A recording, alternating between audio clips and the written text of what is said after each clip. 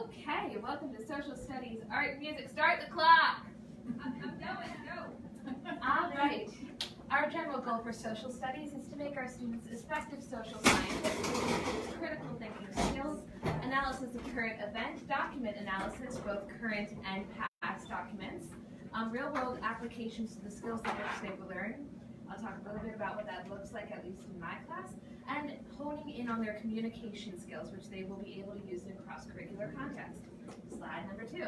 Our grade level focuses are in global cultures in 6th grade, ancient civilizations in 7th grade, and American history and civic philosophy in 8th grade. So it all kind of interacts into one another, but it builds into a very specific context in 8th grade. What does this look like? Well, it can look like using the textbook on our tablets. It can look like student interviews of one another or for other people. It can look like spanning the hallways looking for information. It can look like the projects that you see in front of you. And it can look like, I believe that last slide is from Monday, in which we learned the Columbian exchange using food in my class. Any questions about social studies? How often it meets? Social studies meets for 45 minutes 4 times a week. That's a total of 180 minutes a week. I guess I did that in my head. And what we really want to do is to give students a working knowledge of how to interact with their own culture and other cultures, but to also have an analytical perspective. They should be able to look out on the world and see the constructs within it, but not take them for granted.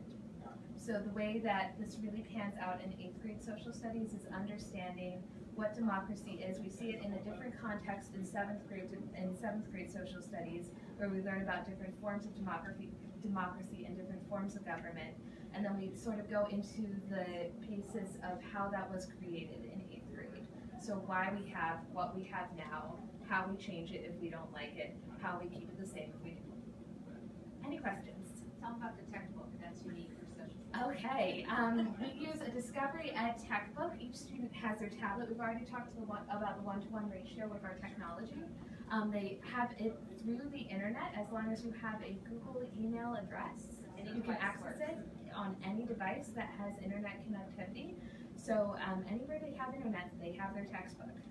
And each student is assigned a Google email address anyway, so as soon as they start 6th grade, they will have access to that textbook.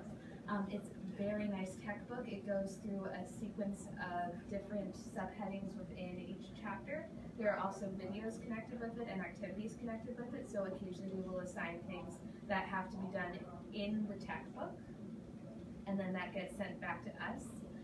But they're also able to look at a lot of multimedia presentations of the same information or more fine-tuned aspects of that information. So maybe you have a student who works a little bit better when they're hearing information said out loud.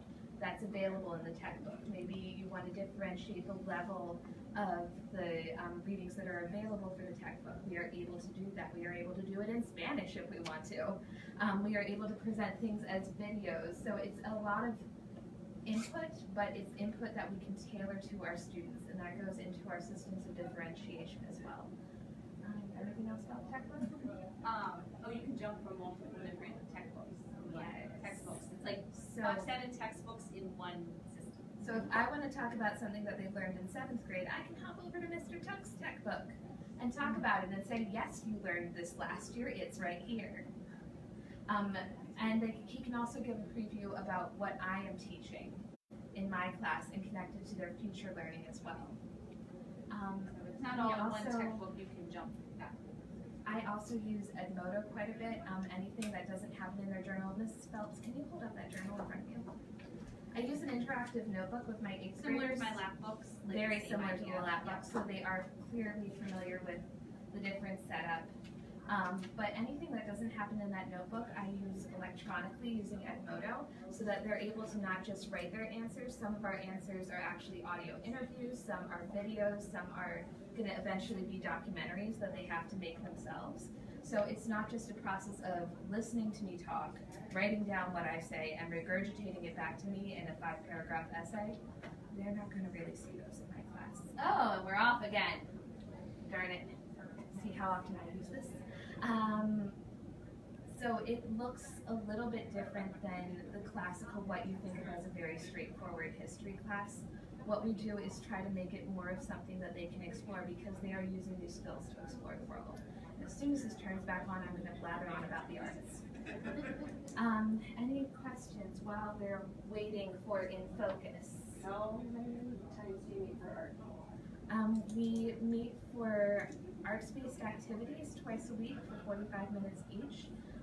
The reason that I say that is occasionally based on what we're working on. It could be 2 periods of class focused on music week. It could be 2 periods focused on art. We could be learning a dance or working on a dramatic performance. It just really depends on what's coming up next in both the life of the school and in the different contexts. Are you waving at me? No, he's not waving at me. Not special. Or just in the context of what we are learning. Like if they want to really focus down on something that they're learning in one of their subject matters within the arts, I allow them to focus down on that and take that concentration where they wanted to lead them. A way this sort of comes together is that in 8th grade we make music videos where they have to rewrite a Taylor Swift song to be about something that they learned in history, and they also have to figure out what's going to be the content of that music video. They have to storyboard it out as part of an arts connection. I'm trying to think of anything that happens. Thriller? Did I run out of time? Thriller? Oh, we're learning Thriller because that connects, it's going to be a whole school flash mob at Halloween. So it's something that helps the younger students connect with the older students when it comes to the arts. Everybody has to do it together. It'll be interesting. Yes. Is it during the trunk or treating? No, it's during the Halloween parade. Okay, good. So everyone will be here. Everyone hopefully will be happy. And it's not going to be raining. Yes. Right. Right. Let's look at some art stuff. So as I said, it's 90 minutes a week. That could be anything within the arts. For music, we focus in middle school on using the ukulele. There's actually one over there.